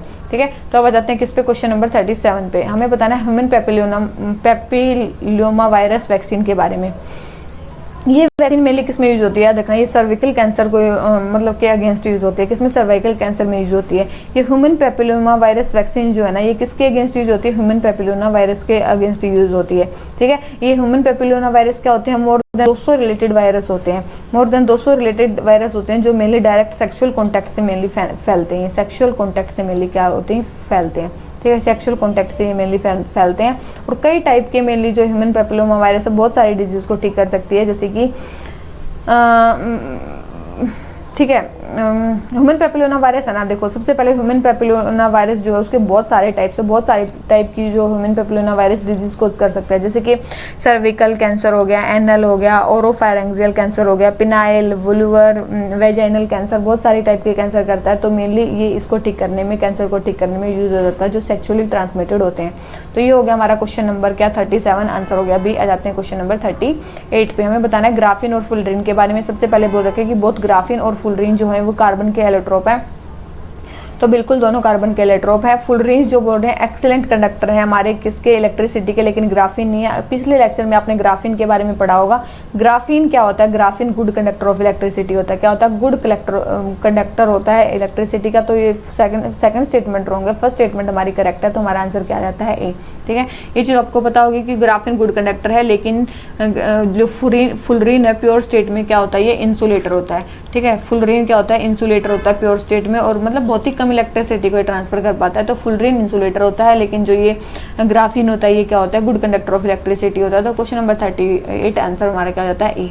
अब आ जाते हैं किस पे, 5G की सर्विसेज के बारे में, कि इंडिया 5G सर्विसेज 13 सिटीज में लॉन्च करने वाला है, तो उसके बारे में बताना है। सबसे पहले लो बैंड स्पेक्ट्रम में जो 5G है वो उसकी बेटर कवरेज होती है, पेनिट्रेशन भी ज़्यादा है, और हाई बैंड स्पेक्ट्रम में जो है मोर इंटरनेट स्पीड वो प्रोवाइड करेगा। बिल्कुल हाई बैंड स्पेक्ट्रम जो है वो 24 हर्ट्ज या उससे ज़्यादा की फ्रीक्वेंसी प्रोवाइड करेगा, जबकि जो लो बैंड है वो लोअर देन 1 गीगाहर्ट्ज की जो फ्रीक्वेंसी वो प्रोवाइड करेगा। तो ये भी स्टेटमेंट हमारी क्या है, बिल्कुल करेक्ट है। और मीडियम फिर इन दोनों के बीच की प्रोवाइड करेगा। ठीक है, मीडियम कितने की, 1 गीगाहर्ट्ज से लेके कितनी प्रोवाइड करेगा, 6 गीगाहर्ट्ज तक मेनली फ्रीक्वेंसी प्रोवाइड करेगा, जो मीडियम का बैंड है, क्योंकि 3 बैंड में मेनली 5G काम करता है। तो ये क्वेश्चन भी हमारा कंप्लीट हो जाता है, तो इसका आंसर हमारा क्या हो जाता है, सी। ठीक है, अब आ जाते हैं किस पे, क्वेश्चन नंबर 40 पे। हमें बायोटेक्नोलॉजी और एरिया बताना है। देखो बायोटेक्नोलॉजी और एरिया बताना है कि देखो बायोटेक्नोलॉजी में किसी भी चीज़ की रिसर्च चल रही होती है ना, उसके लिए अलग अलग कलर यूज किया गया है, ताकि आप पहचान सको कि किस एरिया में बायोटेक्नोलॉजी पे वहाँ पे रिसर्च चल रही है। सबसे पहले बोल रखा है कि येलो कलर। देखो येलो कलर किसके लिए होता है, मेडिसिन और ह्यूमन हेल्थ के लिए नहीं होता, ये मेनली फूड बायोटेक्नोलॉजी के लिए होता है। ठीक है, हेल्थ और मेडिकल डायग्नोस्टिक के लिए कौन सा होता है, रेड कलर यूज होता है। हेल्थ के लिए कौन सा यूज होता है, रेड कलर होता है। और येलो मेनली किसके लिए होता है, फूड के लिए यूज होता है। फूड बायोटेक्नोलॉजी या फिर न्यूट्रिशन साइंस के लिए मेनली येलो कलर यूज होता है। तो फर्स्ट स्टेटमेंट क्या होगी, रॉन्ग होगी। और फर्स्ट स्टेटमेंट रॉन्ग होते ही आपको समझ में आ गया सेकंड, थर्ड एंड फोर्थ। और अगर आपको हेल्थ एंड ह्यूमन मेडिसिन, देखो अभी हेल्थ के बारे में इतना ज़्यादा चल रहा है, तो इसीलिए अगर आपको हेल्थ का पता है ना कि उसके लिए रेड कलर यूज होता है, तो भी आप इस क्वेश्चन को कर लोगे। तो फर्स्ट स्टेटमेंट रॉन्ग होगी। इसका मतलब ब्राउन कलर एरिड और डेजर्ट जोन के लिए यूज होता है। गोल्ड बायो इन्फॉर्मेटिक्स के लिए यूज होता है। डार्क जो है वो बायो टेररिज्म और बायो वारफेयर के लिए यूज होता है। इसके अलावा और भी आपने सुने होंगे, जैसे कि ब्लू कलर, वो जैसे कि एक्वा कल्चर हो गया, कोस्टल हो गया, मेराइन बीच पे जो रिसर्च चल रही है उसके लिए होता है। फिर ब्लू, फिर हो गया हमारा ग्रीन मतलब जो एग्रीकल्चर वगैरह इन्वायरमेंटल बायोटेक्नोलॉजी में चल रही है उसमें जो यूज होता है उसको बोलते हैं ग्रीन। ठीक है, ब्राउन हो गया, डार्क हो गया। पर्पल जो होता है, देखो पर्पल किस में यूज होता है, जो पेटेंट्स वगैरह के काम होते हैं, पेटेंट्स, IPR, इनके जो काम होते हैं उसमें यूज होता है पर्पल। ठीक है, व्हाइट किस में यूज होता है, व्हाइट याद रखना, व्हाइट यूज होता है जीन बेस्ड बायो इंडस्ट्रीज में। किसमें, जीन बेस्ड बायो इंडस्ट्रीज में। में, जीन बेस्ड बायो इंडस्ट्रीज में हमारा जो वाइट जो यूज़ होता है कलर, और फिर गोल्ड तो आपको बता ही दिया, बायो इन्फॉर्मेटिक्स हो गया, नैनो बायोटेक्नोलॉजी हो गया, इसमें मेनली गोल्ड यूज़ होता है। इसके अलावा एक वॉयलेट कलर भी यूज होता है। कौन सा वॉयलेट कलर भी यूज होता है? वॉयलेट कलर किसके लिए यूज होता है याद रखना? लो एथिक्स और फिलोसफी के लिए, लो एथिक्स और फिलोसफी के लिए यूज होता है, याद रखना ये सारी चीज़ें। एक आपने टर्म सुनी होगी बायोमिमिक्री। बायोमिमिक्री क्या होती है? बायोमिमिक्री टर्म क्या होती है? बायोमिमिक्री टर्म आप मेरे को कमेंट सेक्शन में बताना बायोमिमिक्री क्या होती है, ठीक है? मेरे को बायोमिमिक्री टर्म बताना कि बायोमिमिक्री क्या होती है, ठीक है? अगर नहीं पता है तब भी आप कमेंट सेक्शन में मेरे को बताना, सर्च करके अच्छे से, ठीक है? बायोमिमिक्री क्या होती है। इसके अलावा देखो, मतलब बायोटेक्नोलॉजी की रिसर्च को मेनली इंडिया में कौन सा डिपार्टमेंट करता है? Department of biotechnology. और ये किसके अंडर आता है? Department of biotechnology, ministry of science and tech के अंदर आता है, ठीक है? फिर आपने सुना होगा, मतलब चलो ये तो हो गया, फिर बस यही है। क्वेश्चन नंबर 40 हमारा आंसर क्या हो गया? सी। तो ये हो गया हमारा कंप्लीट। आ जाते हैं किस पे? क्वेश्चन नंबर 41 पे। क्वेश्चन नंबर 41 हमें क्या बोलता है? क्या सही नहीं है बायोसिमिलर मेडिसिन के बारे में? बायोसिमिलर मेडिसिन के बारे में क्या चीज़ सही नहीं है? सबसे पहले है क्या? सबसे पहले दे आर प्रोडक्ट्स, देखो सिमिलर मोलिकुलर कंपोजिशन के साथ जो प्रोडक्ट्स बनाए जाते हैं ओरिजिनल बायो थेरेप्टिक्स की तरह उसको बोलते हैं बायोसिमिलर। बिल्कुल ये बोल रहे हैं बोथ बायोलॉजिकल और सिंथेटिक केमिकल से बनाए जाते हैं। सिंथेटिक केमिकल से ये बिल्कुल नहीं बनाए जाते हैं, इसीलिए इनको बायो कहा जाता है। बायो मतलब लिविंग बींग से जो बनाए जाते हैं। बायोलॉजिकल जो उससे बनाए जाते हैं उसको बोलते हैं। तो सेकंड स्टेटमेंट हमारी क्या होगी? रॉन्ग होगी। ये चीपेस्ट अल्टरनेटिव है बिल्कुल, और फर्स्ट एवर बायोसिमिलर मेडिसिन जो है WHO ने अप्रूव किया भी, तो ये भी बिल्कुल सही है, ठीक है? फर्स्ट, थर्ड एंड फोर्थ सही है। हमारी सेकंड स्टेटमेंट रॉन्ग है, क्योंकि ये सिंथेटिक उन चीज़ों का यूज़ नहीं करते हैं, क्योंकि सिंथेटिक मेनली किस में यूज़ होते हैं? सिंथेटिक केमिकल सोर्सेज मेनली किस में यूज़ होते हैं? जेनेरिक, ठीक है? जेनेरिक मेडिसिन आपने सुनी होगी, उसमें मेनली सिंथेटिक उनका यूज़ होता है, इसमें इसका यूज़ नहीं होता है। अभी पहली बायोसिमिलर मेडिसिन किसने WHO ने अभी क्वालिफाई की है, तो उसका नाम क्या है? ठीक है, उसका नाम क्या है? उसका नाम है ट्रेस्टुजुमैब, ट्रेस्टुजुमैब, ठीक है? ट्रेस्टुजुमैब है उसका नाम, उस जो भी है बायोसिमिलर मेडिसिन का नाम है ट्रेस्टुजुमैब। तो ध्यान रखना है, ये है आपकी काफ़ी ज़्यादा इंपॉर्टेंट, और ये मेनली बस यही ब्रेस्ट कैंसर को ठीक करने में मेनली यूज़ होती है। ये भी ध्यान रख लेना कि इसको ब्रेस्ट कैंसर को मेनली ठीक करने में यूज़ होती है। तो क्वेश्चन नंबर 41 हमारा आंसर क्या हो जाता है? बी। आ जाते हैं 42 पे। बोल रहा है कि वायरस जो एक स्मॉल पैरासाइट है जो रिप्रोड्यूस नहीं कर सकता बिना होस्ट के। बिल्कुल, ये बिल्कुल सही स्टेटमेंट है। वायरस ऐसा सब्सटेंस है, अगर मान लो किसी लिविंग ऑर्गेनिज्म से बाहर रह रहा है, अगर किसी लिविंग ऑर्गेनिज्म से बाहर रह रहा है तो वो क्या करेगा? बिल्कुल एज ए डेड ऑर्गेनिज्म की तरह पड़ा रहेगा, और जैसे ही किसी इसको कोई होस्ट मिलेगा तो ये बिल्कुल एक्टिव हो जाएगा। सेकंड है, it is difficult to kill a virus, को मारना भी बहुत मुश्किल है क्योंकि इसमें सेलुलर स्ट्रक्चर नहीं होता है। तो बिल्कुल ये भी है। तो नोट करेक्ट बतानी है, तो नोट ना तो फर्स्ट है ना सेकंड है, ठीक है? तो इसका आंसर क्या आ गया हमारा? डी, ठीक है? 42 का आंसर हमारा क्या हो गया? डी, क्योंकि दोनों ही स्टेटमेंट क्या हमारी करेक्ट है। आ जाते हैं 43 पे। हमें क्या बोला? टेफ्लॉन के बारे में बताना है। देखो टेफ्लॉन का दूसरा नाम क्या है? पैरा टेट्राफ्लोरोइथेन, ठीक है?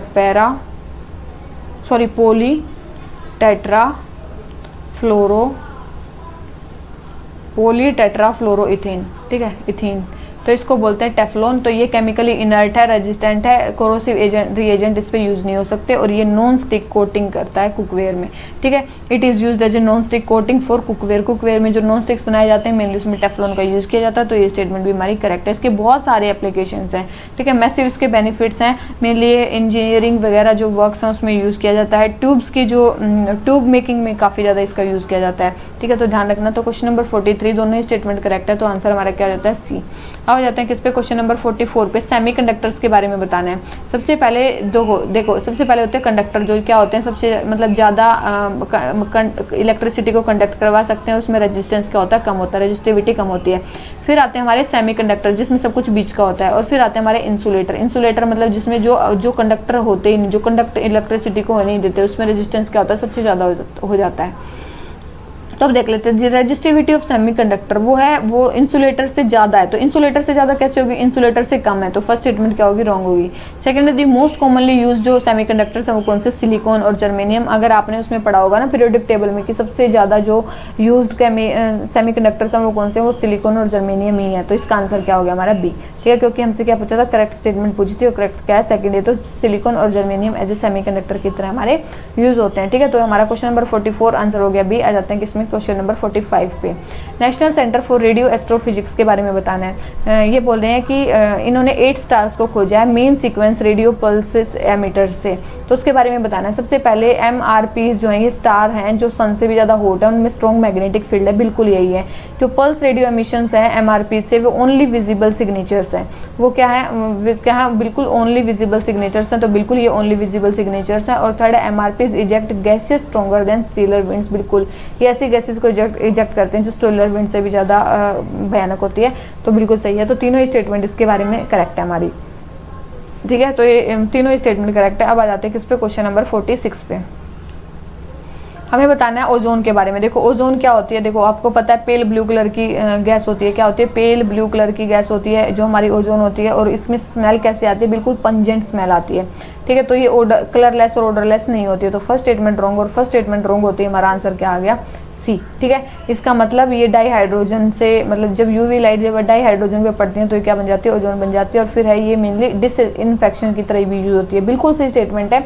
जैसे क्लोरीन आप यूज करते हो ना डिसइंफेक्टेंट की तरह, वैसे ही ये ओजोन भी डिसइंफेक्टेंट की तरह यूज होती है और क्लोरीन से भी ज़्यादा इफेक्टिव है ये, ठीक है। डिसइंफेक्शन करने में वाटर का ये क्लोरीन से भी ज़्यादा वो है। तो ये क्वेश्चन नंबर 46 आंसर क्या हो जाता है, सी। अब जाते हैं किस पे, क्वेश्चन नंबर 47 पे।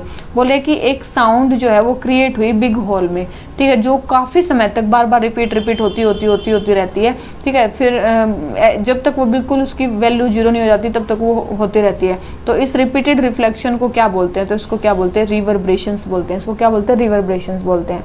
तो अब आ जाते हैं किस पे, क्वेश्चन नंबर 48 पे। व्हाइट ब्लड सेल्स के बारे में बताना है।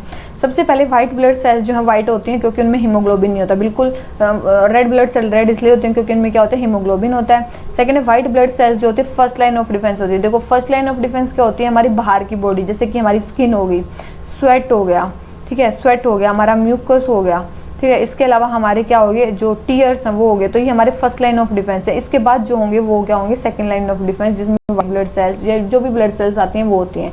तो ये सेकंड लाइन ऑफ डिफेंस है, फर्स्ट लाइन ऑफ डिफेंस नहीं है। तो इसका आंसर हमारा क्या हो गया, ए, क्योंकि हमसे क्या पूछा, करेक्ट स्टेटमेंट पूछे। तो 48 का आंसर हमारा क्या हो जाता है, ए। और इनमें जो है हीमोग्लोबिन नहीं होता, इसलिए इनको क्या बोलते हैं, ल्यूकोसाइट्स भी बोलते हैं, ठीक है। इनको क्या बोलते हैं, इसीलिए इनको ल्यूकोसाइट्स भी बोलते हैं। तो और ये जो रेड ब्लड सेल्स होती है इनको क्या बोलते हैं, रेड ब्लड सेल्स को क्या बोलते हैं, इराइथ्रोसाइट्स भी बोलते हैं, इराइथ्रोसाइट्स भी बोलते हैं, याद रखना। 48 आ जाते हैं किस पे, क्वेश्चन नंबर 49 पे। 49 हमें क्या बोलता है, भारत गौरव स्कीम के बारे में बताना है। किसके बारे में, भारत गौरव स्कीम। सबसे पहले बोल रखा है कि प्राइवेट प्लेयर्स और जो टूर ऑपरेटर्स हैं वो लीज पे लेंगे ट्रेन को इंडियन रेलवे से थीम बेस्ड सर्किट पे चलाने के लिए। बिल्कुल थीम बेस्ड सर्किट मतलब जैसे कि रामायण वाली जो जगह हैं, जहाँ पे रामायण के नाम आते हैं, रामायण में जिन जिन स्थानों के नाम आते हैं वहाँ पे वो ट्रेन आपको घुमाएगी, बिल्कुल ऐसी चीज़ है। सेकंड है it offers operators the right of use of racks and infrastructure of Indian railway. बिल्कुल आप इंडियन रेलवे के रैक्स और इंफ्रास्ट्रक्चर का यूज़ कर सकते हो। और थर्ड है the role of Indian railway, मतलब the role of IRCTC is restricted to deciding horse and traffic. देखो हॉर्स एंड ट्रैफिक को भी कौन डिटरमाइन करेगा, ये जो प्राइवेट प्लेयर्स हैं, जो टूर ऑपरेटर्स हैं वही करेंगे, IRCTC नहीं करेगी। तो थर्ड स्टेटमेंट रॉन्ग है, first and second statement correct है। तो हमारा आंसर क्या आ गया, ए, ठीक है। तो ये चीज़ें कुछ आपको पता होना चाहिए। ये थी भारत गौरव स्कीम, मेनली थीम बेस्ड है। मेनली क्यों स्टार्ट की गई, ताकि जो टूरिज्म का जो पोटेंशियल है कंट्री में उसको इम्प्रूव किया जा सके, ठीक है, to tap the potential of tourism in India. तो ये क्वेश्चन नंबर हो गया 49। आ जाते हैं 50 पे। हमें बताना है कि which of the following are used as performance enhancing drug. कौन सी परफॉर्मेंस इनहेंसिंग, मतलब जो स्पोर्ट्स पर्सन होते हैं वो इसको परफॉर्मेंस को बढ़ाने के लिए यूज़ करते हैं, कौन कौन सी है। तो याद रखना इराइथ्रोपोइटिन भी है, ह्यूमन ग्रोथ हार्मोन भी है, टेस्टोस्टेरोन भी और इंसुलिन। इन चारों का use as a performance enhancing drugs की तरह यूज़ किया जाता है। तो इसका आंसर हमारा क्या हो जाता है, डी, ठीक है, सारी हैं। तो इसी नोट पे आज का लेक्चर खत्म करते हैं। अगर आपको वीडियो अच्छी लगी है तो लाइक करना, चैनल को भी सब्सक्राइब कर देना, क्योंकि छोड़ो मैं उस बारे में बात करना ही नहीं चाहती हूँ, आज मेरा मूड बिल्कुल ही ख़राब है। तो चलिए इसी नोट पे आज का लेक्चर खत्म करते हैं। Thank you very much, bye bye.